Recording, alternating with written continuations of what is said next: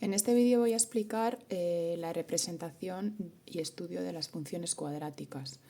Las funciones cuadráticas son aquellas que tienen la expresión y igual a ax cuadrado más bx más c, donde a, b y c son números cualesquiera.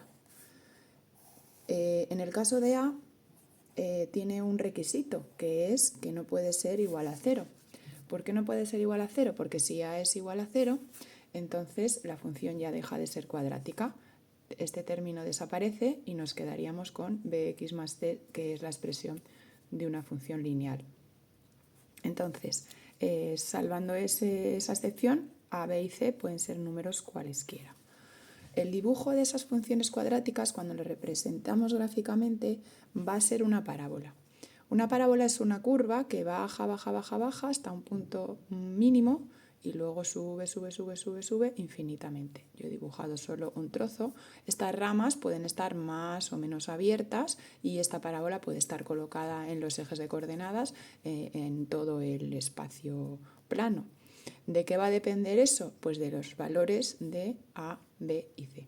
Esta parábola también puede estar invertida, es decir, con las ramas hacia abajo, de tal manera que sube, sube, sube, sube hasta un punto máximo y luego baja, baja, baja, baja infinitamente. Como digo, yo solo estoy dibujando un tramo.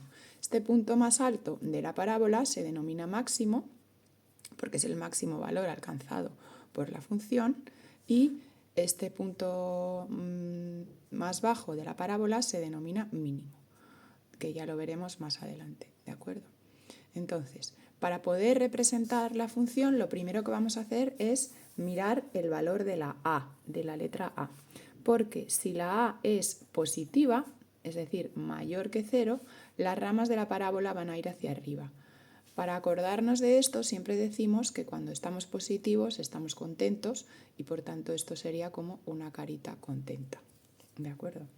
Si la a es más pequeña que 0, por tanto negativa, entonces las ramas de la parábola van a ir hacia abajo. Lo mismo, cuando estamos negativos estamos tristes y por tanto la parábola pues también. Cuanto mayor sea la A, más abiertas, más cerradas, perdón, van a ser las ramas. Si la A es más pequeña, pues las ramas van a ser más abiertas, así. Y en negativo lo mismo, cuanto mayor sea el valor absoluto de la A, el valor absoluto, pues van a ser más cerradas las ramas, cuanto menor sea el valor absoluto, pues más abiertas van a ser las ramas de la parábola. Más abiertas van a ser las ramas de la parábola. ¿Vale? Pero bueno, eso solo es para que en nuestra mente vayamos dibujando la gráfica de la función. Lo segundo que tenemos que hacer, una vez que ya sabemos cómo va a ser nuestra función, es averiguar las coordenadas del vértice. Las coordenadas del vértice vienen determinadas por la x. La x del vértice siempre va a valer menos b partido por 2a. ¿Vale? Entonces, nosotros cuando nos den una determinada ecuación de una parábola, pues para hallar el vértice tenemos que emplear esta fórmula y para hallar la y del vértice, porque claro, el vértice va a tener unas coordenadas, una x y una y, que le llamamos x sub v y sub v. Entonces, la x sub v la obtenemos con esta fórmula y la y sub v, la y del vértice, lo que hacemos es en la expresión de la función que nos den en el enunciado, sustituimos el número que nos haya dado en la x. Una vez que ya tenemos las coordenadas del vértice y que vamos a poder situar nuestro vértice en esas coordenadas, vamos a imaginar que nos sale aquí. Esto sería la x del vértice, ¿de acuerdo? Y esto sería la y del vértice, de tal manera que si nuestra parábola hubiese sido positiva, por ejemplo, sabríamos ya que ahí iba a tener el vértice.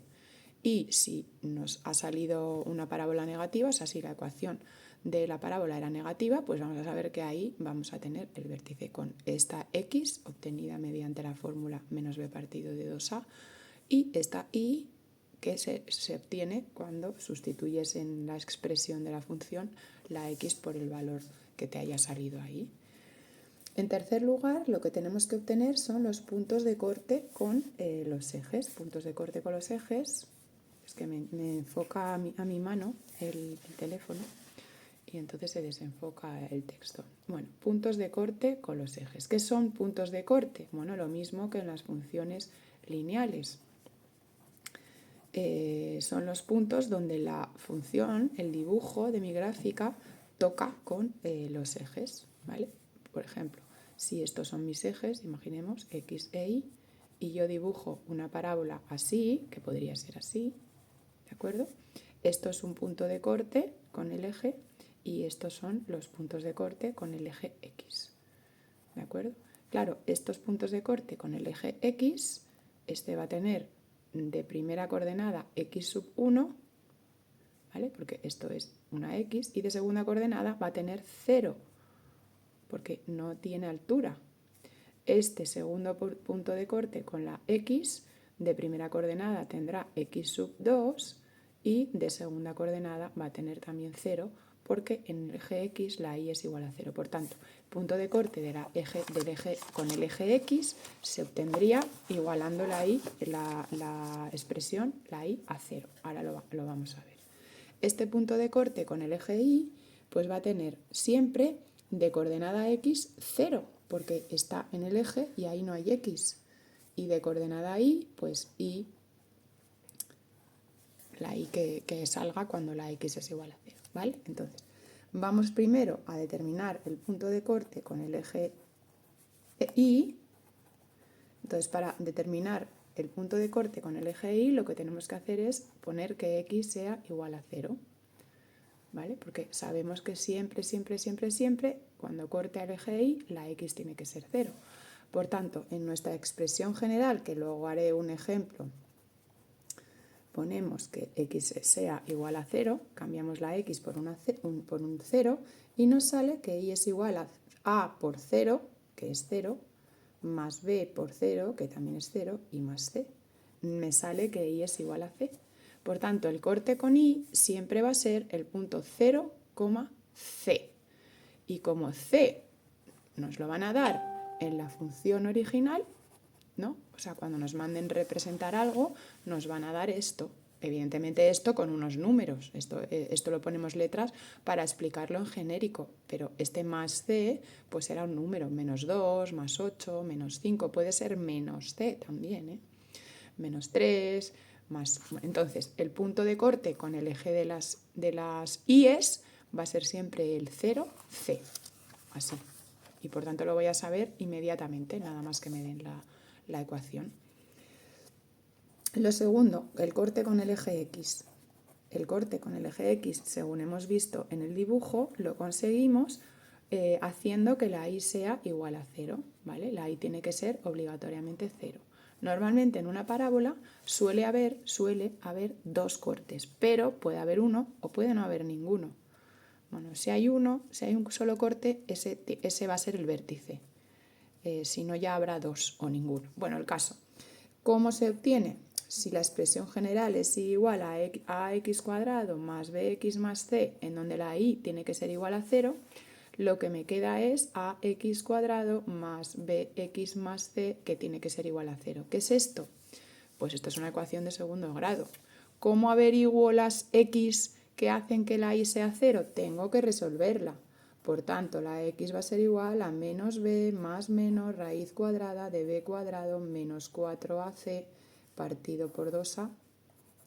Y de ahí me van a salir dos soluciones, x sub 1 y x sub 2. También me puede salir una solución o ninguna, porque esto es una ecuación de segundo grado. Y ya sabéis que las ecuaciones de segundo grado tienen dos soluciones, una o ninguna, dependiendo del discriminante, que es esto que hay aquí. ¿Vale? Esto repasamos las ecuaciones de segundo grado y lo tenemos. Esta ecuación de segundo grado puede ocurrir que según el ejemplo que me den de la función, pues no sea completa. Si no es completa, ya sabéis que no hay que resolverla así, hay que resolverla de la forma en la que se resuelven las ecuaciones incompletas de segundo grado. En todo caso, mi objetivo es averiguar las dos, una o ninguna solución que tenga esto. Los puntos de corte, por tanto, con el eje de las x van a ser x sub 1 0, poniendo lo que me haya salido en esa resolución, y x sub 2, 0. ¿Vale? Entonces, teniendo el vértice, cuya ecuación es esta, bueno, se me ha olvidado decir que una vez que tenemos el vértice, tenemos también el eje de simetría, que es la recta que pasa por el vértice. Esa recta que pasa por el vértice, su ecuación es x igual a x sub v. ¿De acuerdo? Como x sub v va a ser un número, imagínate que te sale 5, pues el eje de simetría va a ser x igual a 5.